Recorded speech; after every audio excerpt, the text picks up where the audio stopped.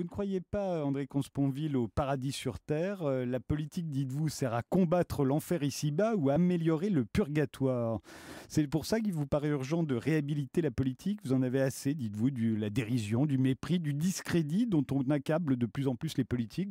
Claude Sérillon sera d'accord avec vous, c'est l'un des sujets de son livre, Dire du mal, dont on parlera tout Oui, à je l'heure. crois que la façon dont on traite les politiques, mais donc aussi la politique, devient inquiétante. Alors, je ne suis pas dans l'admiration béate devant nos hommes politiques, ils s'en foutent beaucoup, mais enfin, je crois en effet qu'il est urgent de réhabiliter la politique et qu'on n'y parviendra pas en crachant perpétuellement sur ceux qui la font. Mais certains vous diront, ils n'ont qu'à mériter qu'on les admire. Voilà, Gérard Lefort allait le dire.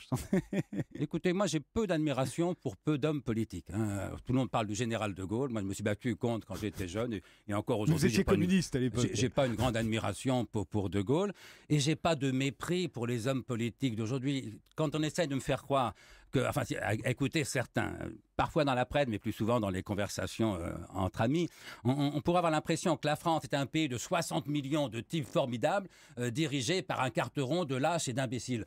Sincèrement, c'est peu vraisemblable. Rappelons que dans une démocratie, on a les dirigeants qu'on mérite. Alors s'ils ne vous plaisent pas, battez-vous pour en changer, mais arrêtons de laisser entendre qu'ils sont tous nuls, tous pourris, parce qu'au fond, c'est jouer contre la démocratie.